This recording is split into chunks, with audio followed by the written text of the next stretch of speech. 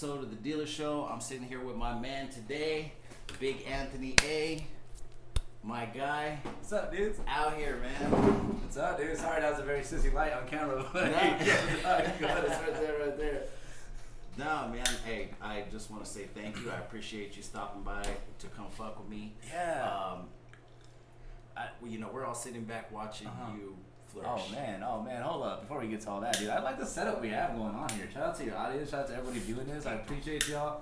This is like one of the most organic podcast setups I've ever been to in my life. Hey, I've never been more encouraged just to be casual and talk about whatever Just be I wanna you. talk about. We're just chilling. And the funny thing is, so the way our schedule worked out a lot later on when I was in my early days on the Dana Cortez show, morning show, I would get out at like 11, George, we would link and catch like at Tita's Herbalife spot, and a little Herbalife spot, Herbalife and then every morning. and then catch these little sessions anyway. We would be doing this anyway. Yeah, I was in there. Yeah, so like a lot of this, that is like some shit we would be doing anyway. We're back, but My name is Red. I got Anthony in the building. I don't know. Is it Letty? Just hold on. I think it's me. I'm a sissy. Let's just click it. A good one. There we go. Right-handed one. Big Anthony A in the building. Starting out here, 97.3. Did you start with Dana No, I started my own night show. They put me on at night by myself. on 97? Yeah. I did nights for about 6 months by myself, 7 to midnight. And then through the streets of Albuquerque, had the highest rated show that has ever been on that Kiss. Oh, nice. Like didn't know that. in the books, yeah. Yeah. I've had like 70s. Okay. And a lot of that, I think I attribute that to like, at the time, it was a Univision station, right? Yeah. So like, oh, here we go. Yeah, we're down. Okay, cool. So the homies, like Homie and them, they weren't, like nobody was paying attention to me really at nighttime, I don't think. It was literally me in that station by myself. You. Doing me. And I was like, yo, you know what we need to do? We just started doing some like interviews with some local cats. Yeah. And I don't think they knew I was really running the songs. Oh, shit. Because they were checking the logs from over there, and they really kind of didn't really care from San Antonio. Yeah. So I was just having like a lot of local homies on. Like me and DJ Ohm were having a lot of stuff Big on. shout out DJ Ohm. Always shout out to my brother. For sure. And we were having like a lot of local cats on a Monday night, and it was just like bam, bam, bam. And next thing you know, those ratings shot up. Yeah. And in a city like the size of Albuquerque, like that local support both ways, I think helped. Both. Huge. Yeah, it's huge. Albuquerque is small enough to where like those local supports will like impact it. It's the people that you're trying to get on there that you're interviewing, everybody's somebody's uncle or cousin or neighbor or friend or went to high school with. So who, if you're gonna get down to the business of radio, is giving you that ratings in that diary book. You know what I'm saying? In Albuquerque, like there's a diary rating. So like you're right. Like that's where I think the benefit of being that local helps. Now you go to a city like top 15 and up, like Phoenix and stuff. Yeah. It's kind of dicey because local ain't really gonna help you win. There's just a lot of people out there. Yeah, there's a lot of people. A lot of people. Not everybody's just known out there like that. Yeah, exactly. It's a lot easier to maneuver out here like that because the way it is, everybody smells each other's farts. That's what I always say. Like Albuquerque's just close like that. Like everybody smells each other's farts, and we all just deal with each other. But we all know each other. Everybody, it's wild. Speaking of fucking smelling farts, I shit in the woods for the first time in my life this week. This weekend, dog. First time in my life, bro. I never been camping, dog. I never. You never went real raw. I never really done it, dog. Raw camping. Yeah, dog. And that was an experience, bro. I was like petrified, dude. Charmin? Huh? Yeah, dog. Charmin was some bear shit in the woods and you Charmin. That's just what I was shooken. But yeah, dude. You ever go camping and shit like that? I'm not gonna lie. I've taken one of them free sitting shits before. You know what I mean? You gotta do what you gotta do, though. I like camping. Because you're a pretty handy guy. I like camping. Camping for me, I like the breakfast. I like the fishing, the water, four-wheeling, whatever we're doing. That's the cool thing about being out here in New Mexico is we have a lot of that. We have a lot of the outdoor mountains, adventure, so much stuff, dude. all that. I was out there doing all that shit, bro. And then I thought I heard a bear, but it was just a dog snoring. Yeah. Well, Gotta be on your toes though. Yeah, you just never fucking know. Man, so now starting in Albuquerque, making the transition, got out. Well, started with your own show, then got and then with Dana. Yeah, the way radios went down, big homie Candy had stepped away, and then shout out to Candy. Oh, always shout out to Candy. Dude, man, that's my when I first got into radio, he gave me like he is such a talented person and a hardworking person. He gave me like so much little tidbits, like really kind of helped me. Like the first person that helped me in radio said, "Hey, this is what you do when you're doing remotes or we're doing live broadcasts. This is how you do it. This is how you get things done." Like, showed me the ropes. You know? Like, and a lot of people thought that like I would like replace him or something, or like there was like some weird stuff between me and him. But nah, that's the love for him. And he groomed you to come into the position. If it wasn't for him, I don't even know if I would have survived that first 3 months of radio. Were you there when we waged the war? No, that was right before me. We warred with them, and that was more like, and that was when DJ Lopez was in charge, I believe. Lopez was there. Yeah, you know what? I probably definitely owe Dana and Otto an apology. We went to war with the radio station. Yeah, dude, I remember. And it was like collateral damage. It wasn't even like anything aimed at them. You know, that at the end of the day, they weren't the PDs but we were we were upset with the radio, bro. And I was telling people, you know, go over to KISS and protest it, bro. They had people showing up with signs and shit outside. I was like, oh, this is crazy. You were upset with radio. Me and Ian were trying to help them film their interviews for free, and homies that nobody was lending us, and then like. We were doing this stuff with y'all. Yeah. Like every local artist, we were doing all that stuff, and we were like, "Yo, let us help y'all." They were just at that same time or not. Yeah. But no, it was a wild situation. You know, like I've been working with guys in radio for over a decade, and you know, so I was able to sit back and watch you grow into, you know, what you're doing today. The comedian, the radio host. You know. Yeah. Phoenix. Yeah, man. Now, okay, so moving from your own thing to working with Dana and Otto to moving the show to San Antonio. Yeah. Being out there a couple years. Yeah. Running radio out there. Yeah. And them saying, we're going to give you a bigger market. Yeah. Man. Yeah, nah, it's like, shout out to Dana. Always shout out to Dana. She's a fierce woman. I give Dana all her respect. I've watched her over the past 20 years of radio do what she's done and grow. And you know, I remember her and Otto getting married. I remember before she was with Otto. Like I watched all the shit. You know what I mean? Like it's wild. She was the one. You know, so we went out there to go to San Antonio, and you know, shout out to homie too, for putting us on out there. And we did our thing out there 2 years. Like we had some ups and like homie Marco. Yeah, homie Marco. Big shout out to homie Marco. We had some ups and downs. We had some moments where we were like, we almost got like ratings weren't popping, bro. Yeah. They were like, boom, it was quick. I remember 6 months out there being like, damn. So we going back to Albuquerque or what, you know? And then, but you know, we had some breaks. The big breakthrough was when one big breakthrough was we had the Migos walk out on us. Oh shit. And I got ratings. I got a viral hit. That was our first big viral boom. Oh, like that was like 1 million followers, like 1 million views right away. Like, quick. Yeah. And then that kind of put us on nationally. And then right after that, we had an interview with Moneybagg Yo that took off. We had another interview with Post Malone that took off. And it felt like at that time, that's when things started clicking in San Antonio. We went number one. We were like cooking out there for that station. And then. You know what I'm saying? I don't even know. Dana and them just another situation came along. We leave it at that. and here we are. The queen Dana was like, "Yo, y'all want to roll?" And I was like, "I mean, how could you not?" Yeah, I was like, "Yo, let's do it." How many people are in San Antonio? I don't know the exact amount. Like, what's your listener base? It was like, dude. You're talking like definitely like a million. No, I don't know, bro. I mean, in Phoenix, obviously. Phoenix is like what 5 million. It's a little bit smaller than that, though. Phoenix is obviously what San Antonio was multiplied. Yeah, exactly. Because I would say this, like the way I base it off of is they have one professional team in San Antonio, the Spurs. Right, shout out to the Spurs. That's how you gauge the size of the city. Yeah, and in Phoenix you got all four. You got hockey, you got baseball. We have the Isotopes. Yo, and we got MMA, dog. You got fucking Jingazos, bro. What's up, dog? Oh man, we win with the fighting. Best fights in the USA. Just don't even say anything to us because we're gonna beat you up. Don't do it, bro. Don't do it. You're not gonna win it in the parking lot. You get beat up. I can tell you that. Nothing brings New Mexicans together more than like beating up somebody they all don't like in the parking lot. Oh, for sure. Like somebody getting jumped that everybody doesn't like. I went to Rio Grande High School. Oh, for sure. And all the time, all the gang members out there would unite us when it was time to come fight the Valley gang members. Oh, yeah. No, for sure. We're going against another school. All right, we're all cool now. Oh, yeah, we need to go handle this over here. Do you remember?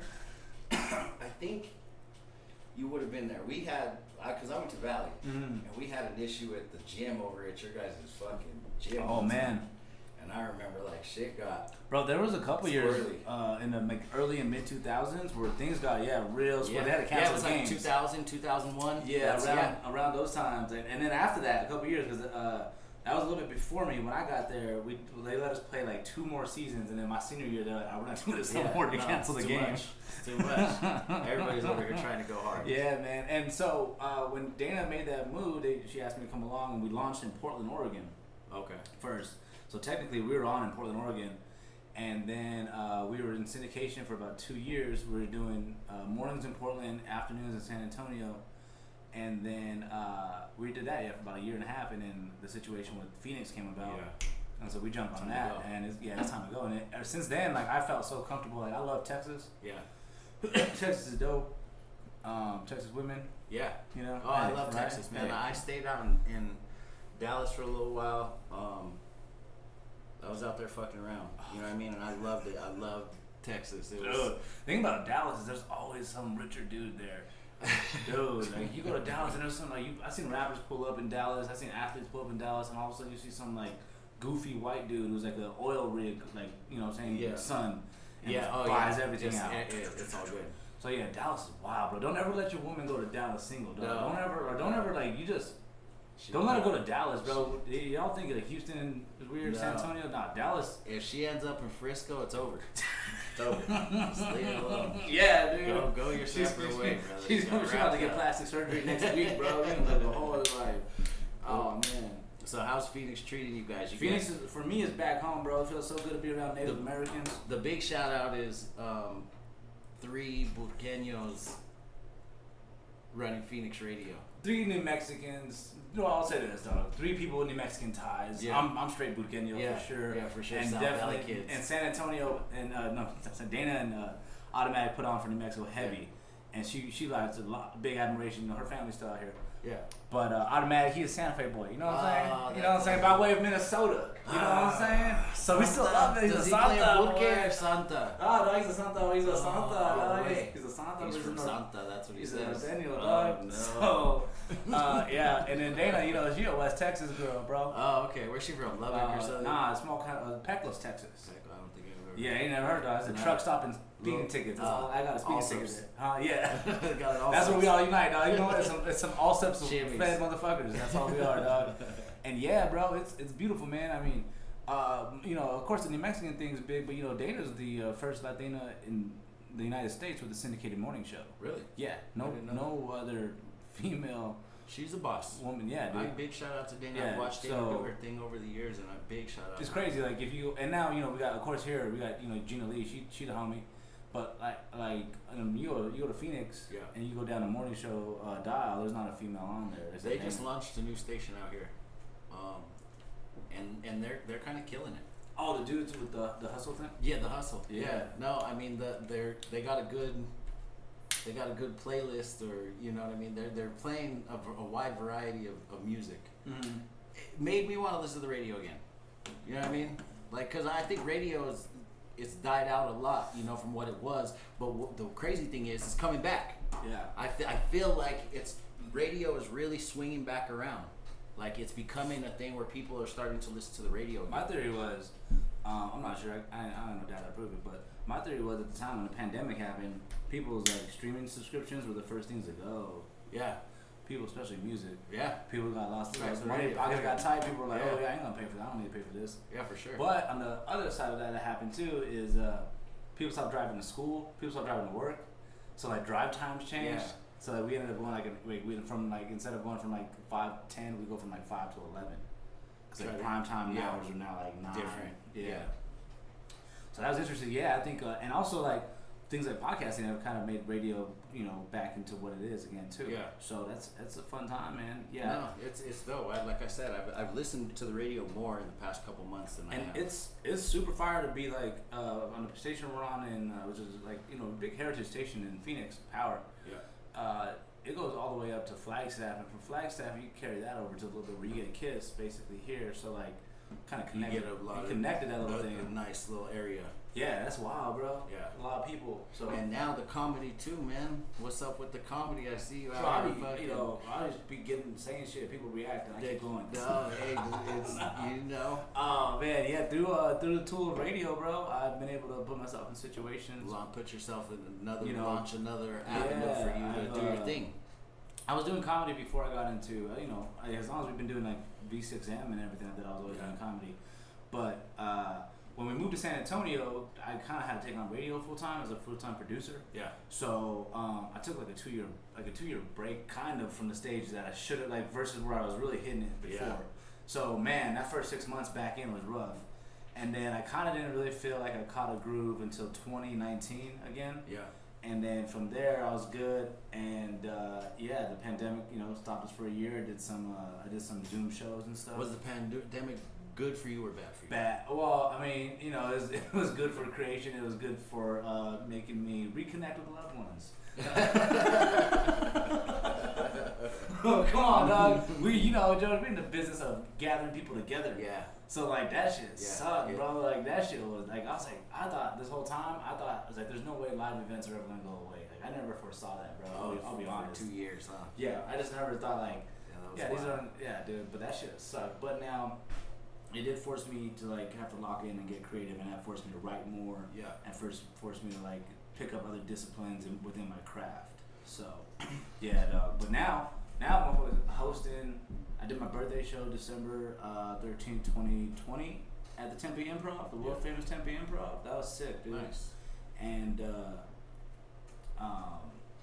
and after that, they kind of have a reoccurring host over there. So I'll be hosting again there at the Stand Up Live Downtown Comedy Club, July 23rd to 24th. Another land. When you got a population like that too, it's like you're guaranteed to get like a cool little crowd. Yeah. Oh yeah, dude, it's fun. You get people just walk up just because. Out here we were just talking about Misties. Like you try to show Misties with your grandma, your cousin, bro, and 2 or 3 people sitting at the bar. Like one time, I did a show at Copacabana, and it was a contest, and I accidentally got drunk with my homie and his baby mama like an hour before. I was too cocky with my set.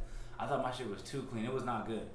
And so I go in there, and I'm just like a hot, drunk mess. And first of all, I don't want to air nobody out, but I don't know what phase of the club where that club was at. But I just remember like looking at like the homies were doing like shots in like Dixie cups or something.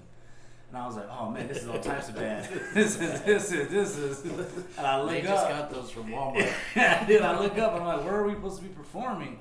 And they're like right there, right next to the DJ. It's like the size of this table, dog, that I'm gonna stand on. And I'm like, well, where's the light? They can't see us, bro. And it's like a revolving DJ light, bro. So the whole time you just like go from like looking like a fucking Teletubby, bro. It's like red, blue, yellow, And so fuck, dude. Like there's some times where I had to go first. So sure enough, dude, Anthony A-Pop, come up here. I had this whole set about like hooking up with cougars and fucking old chicks and shit.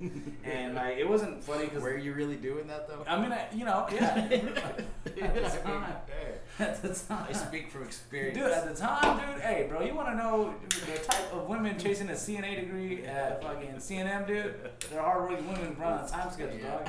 You don't want to worry about any mishaps or cuddle me this way, cuddle me that way. Find you a mom at CNM, dude. They will take care of it. Take care. They got places to be, dog. You can't stay at the house that long. Anyway, so I wish it wasn't that funny that night, dog. At Copacabana. And so and also the stand-up stage, the stage was like probably a good 20 feet away from the crowd, which is awkward. And I'm talking, and all of a sudden I hear this very loud black woman just go, "You ain't even funny, Mexican." Oh shit. Oh dude, bro, I just fucking I felt like somebody kicked me in the dick, dude. Just like, oh god. And the worst part about it was she was right. I wasn't. It wasn't funny. I wasn't funny, dude. My friend Trey Mamawa was in the crowd, and he served. Yeah. United States Army. Shout out to everybody who served. Yeah, shout out and to he the served soldiers. in Afghanistan, right? And he experienced like all of that, dog. And so the first thing he did, he's like, "Yo, I heard you popping in this comedy. I'm back. I just got back last week from doing my duties. Yeah. I want to go watch you perform." First show he goes to is a Copacabana show, shit. dog. The stab and jab. It's the stab and jab over there. Man, that shit is. Dog, he ain't been back to one of my shows since. Nah, I can't really come fuck at you. Let me know. I'll see what's up. Yeah, bro. For like 8 years, dog. Trey, I got a song, dog. It's me, George Lopez. Yeah, I don't know, bro. I don't know, man. I don't know. I'll tell you the cool shit about watching this guy. you. Oh yeah, word. The cool shit about watching you and Dana and Otto is me personally understanding the journey, and shit like that don't happen overnight. A lot of people see you now on the radio or see Dana now, like, you know what I mean? Yeah. Like thinking that this is just new. You know, I saw Dana in Kiss 97.3 jerseys 15 years ago, Right. Standing outside the van, you know what I mean, doing the DJ thing. Yeah. I saw you with V6M. Yeah, man. They don't understand, what they see today, Anthony A. They don't know V6M. Mm-mm. They don't know the work you were doing beforehand, the interviews, you know what I mean? Yeah. That was a lot of work. That was a decade ago. A decade ago, man, of like just going at it. And like I try to every time in my journey try to like promote anybody who wants to be a personality, like elevate your local, or not even local artists, elevate the artists within your community. Yeah. And they're gonna help elevate you. Yeah. And you gotta be, at the same time, you gotta be that glue, and you gotta be that person who like gets to like be in the know of everybody, and also be like a central nucleus for everyone to come to. And like that's really what it was. So like, dog, I tell people like, yo, I'm New Mexican down in the DUI. Like, straight up. Hey, you know what I'm saying? So there was a time when I had a DUI situation, so I couldn't get an internship at the radio station. Oh, shit. Right? So that led me to this other internship where I basically just had access to equipment. Yeah. That led me to stumbling into homie Mario Chavez, who put me into connected with Ian, and then everybody else. Shout out to Mario. Shout out to Ian. Yeah, and that connected the whole crew, and they were like, "Yo, we just need somebody to do interviews and host stuff for us." And I'm like, "Boom, let's run it." And I'm like, "Who we interviewing?" And it was like, "We're interviewing just like all the DJs from here in the community." Yeah. We did Yellow Wolf. Oh yeah, dude. Yeah. You gave me a fire question. I think you actually like kind of yeah. That was an interview. Me and George kind of co-hosted that interview. You were in there with us. Yeah, for sure. Dude, I hope Yellow Wolf's doing good. Oh yeah, for sure. But that that was a decade ago. Yeah, man. And that whole thing, man. And but like it was like at the time, I just remember like focusing on like, because I think like a lot of time people like young people want to be like journalists or whatever you want to call it, or like personalities. They always want to go to the big fish. You think that the headliner's gonna want to take your interview because you got the best questions. Like everybody know you. Nobody cares. He has another homie that he's been working with alongside that he's want to get that first interview too. But you also stay in your lane and work with the artists around you, and it's gonna help. It's gonna help you get better. Elevate everybody. Yeah, you'll be surprised how much like one or two of those. I mean, the homie Johnny, the dude you had on recently, like he'll tell you like you'll be surprised how quick one local person turns into two local people, and it's just recurring. Oh, his shit is blowing up. Yeah, big shout out to Johnny James. Well, man, I just want to say appreciate you coming down. I think you are a perfect example of success isn't overnight, but if you continue your work, you get there. Damn, that part. So big shout out to you and Dana and Otto, and keep doing it, man. Hey, bro, appreciate that. All right. Thank you for giving us on your platform. Hey, Wow. everybody go and check us out, dealersclothing.com. There it is, though. I'm gonna reveal my hairline, so you know it's real. Hey, papers out.